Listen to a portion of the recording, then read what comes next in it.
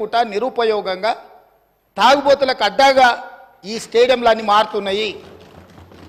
అందుకే ఈరోజు ఉన్న స్టేడియంలతో పాటు అక్కడ ఒక స్పోర్ట్స్ యూనివర్సిటీని పెట్టి అంతర్జాతీయ ప్రమాణాలతో ఈ దేశంలో ఉండే యువకులకు అందరికీ ఇక్కడ శిక్షణ ఇవ్వడానికి అన్ని ఏర్పాట్లు చేయాలని మేము అక్కడ ప్రయత్నం చేస్తున్నాం అధ్యక్ష. ఇదే కాదు, ఈరోజు బీసీసీఐ క్రికెట్ ప్రపంచంలో ఎంత పాపులరో మీకు తెలుసు. సిరాజ్ మొన్ననే వరల్డ్ కప్లో మన హైదరాబాద్ నుంచి 12th క్లాస్ చదువుకున్న యువకుడు, పెద్దగా చదువు పీజీలు పిహెచ్డీలు డాక్టరేట్లు చేయకపోయినా 12th క్లాస్ చదువుకున్న ఒక హైదరాబాద్ నగరం నుంచి ఒక సామాన్యమైన కుటుంబంలో నుంచి వచ్చిన సిరాజ్ క్రికెట్లో ఇండియాకు ప్రాతినిధ్యం వహించి కప్పు గెలిపించుకొని వస్తే ఈరోజు మినహాయింపులు రేపు క్యాబినెట్లో చెప్పిన నేను అతనికి అన్ని మినహాయింపులు ఇచ్చి అతనికి ఒక గ్రూప్ 1 స్థాయి ఉద్యోగం ఇవ్వాలని నిఖత్ జరీన్ మనకు ఒలింపిక్స్లో మెడల్ తీసుకొస్తే ఆవిడకు ఉద్యోగం ఇస్తామని చెప్పి ప్రభుత్వం ఇంతవరకు ఇవ్వకపోతే క్యాబినెట్లో పెట్టి రేపటి క్యాబినెట్లో నిఖత్ జరీన్కి ఒక గ్రూప్ 1 స్థాయి ఒక డిఎస్పీ స్థాయి ఉద్యోగాన్ని ప్రభుత్వ ఉద్యోగాన్ని ఇవ్వాలని చెప్పి ఇవాళ యువకులకును క్రీడల వైపు ప్రోత్సహించాలన్న ఆలోచనతో అక్కడ ఒక స్పోర్ట్స్ యూనివర్సిటీ ఒక స్పోర్ట్స్ హబ్ చేయాలనుకుంటున్నాం అధ్యక్ష.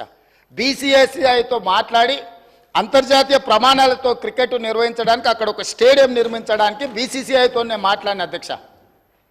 ఈ విధంగా ఒక్కొక్కటి ప్రపంచ స్థాయిలో అంతర్జాతీయ ప్రమాణాలు కలిగిన అన్నింటినీ ఆ ముచ్చెర్ల ప్రాంతంలో తీసుకొచ్చి ఈరోజు ఫార్మా వార్ సిటీ అన్నారు, నేనన్న ఫార్మా విలేజ్లు అన్నా. పొల్యూటెడ్ ఇండస్ట్రీని మొత్తం తీసుకొచ్చి ఒక 25,000 ఎకరాలలో పెడితే వారు అమెరికాలో చదువుకొని వచ్చి వారికి తెలుసు. నెవార్క్ ఎయిర్పోర్ట్ పక్కన ఇట్లనే అన్ని పొల్యూటెడ్ ఇండస్ట్రీస్ పెడితే లాస్ట్గా నగరమే మొత్తం తరలిపోవాల్సిన పరిస్థితి వస్తే ఆ ఇండస్ట్రీని ఇంకెక్కడికో పంపించారు. అదెందుకు అధ్యక్ష? మీకు నాకు వారికి తెలుసో తెలియదో నాకు తెలియదు. దిల్సునగర్ ప్రాంతంలో వారికి ఎంత పరిచయం ఉందో. ఒక సిరీస్ కంపెనీ 30 ఎకరాలలో ఉంటే కొన్ని వేల ఎకరాల ప్రాంతంలో కలుషితమైపోయి బోర్ వేసుకుంటే ఆ నీళ్లతో అన్నం వండుకుంటే వెనకటికి సారె పెట్టుకొస్తే పసుపు బియ్యం వండేటోళ్ళు తెలుసు కదా, పచ్చగా ఎల్లోగా. అట్లా సామాన్యులు ఆ బోర్ నీళ్ళతో వంట వండుకుంటే పసుపు బియ్యం వండుకొని తిన్నట్టుగా ఉండి ఆ ఏరియాల కలుషితం.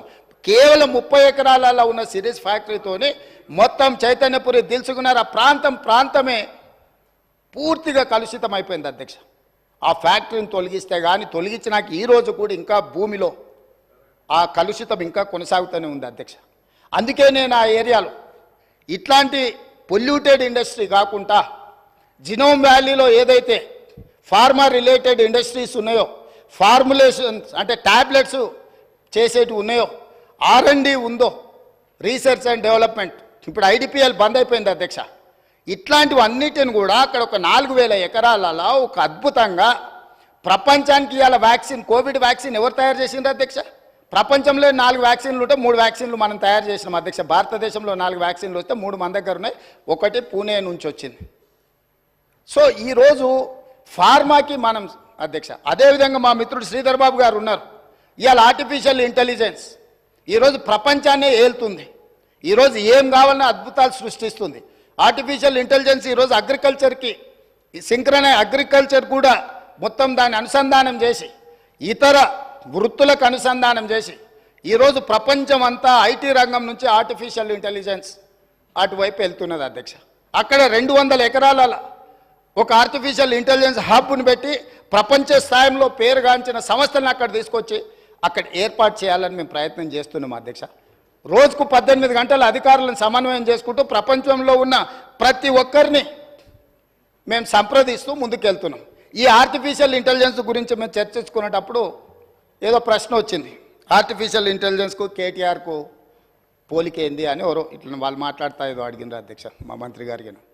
అంటే ఒక ఆయన సమాధానం చెప్పిండు, ఆర్టిఫిషియల్ ఇంటెలిజెన్స్లో కేటీఆర్ గారు 100% ఆర్టిఫిషియల్, 0 ఇంటెలిజెన్స్ అని చెప్పిండ్రు అధ్యక్ష. సో ప్రభుత్వం చేస్తున్న పనులను మీరు ఎప్పుడైనా మీరు అడగొచ్చు, మీరు చెప్పొచ్చు, మీరు ప్రభుత్వం చేస్తున్న పనులను వివరాలు తెలుసుకోవచ్చు. ప్రతిపక్షం చెప్పడానికి మాకేం అభ్యంతరం లేదు. కాబట్టి ఇవాళ ఆ ప్రాంతాన్ని ఒక అద్భుతమైన నగరంగా వారు ఏదైతే మెట్రో రైల్ గురించి చెప్పినరో నేను ఇప్పుడు మళ్ళీ కూడా చెప్తున్నా అధ్యక్ష, అంతర్జాతీయ ఎయిర్పోర్టు నుంచి ముచ్చర్లలో ఈరోజు నిర్మించబోయే 4th సిటీ అధ్యక్ష, హైదరాబాద్, సికింద్రాబాద్ సిటీ, సైబరాబాద్ సిటీ, ఇప్పుడు ముచ్చెర్లలో 4th సిటీని మేము ఈరోజు ఎస్టాబ్లిష్ చేయబోతున్నాము. ఆ 4th సిటీనే అవర్ ఫ్యూచర్ సిటీ అధ్యక్ష. ఈ Hyderabad city, Secunderabad city, Cyberabad city is equal to 4th city. 4th సిటీనే అవర్ ఫ్యూచర్ సిటీ అధ్యక్ష.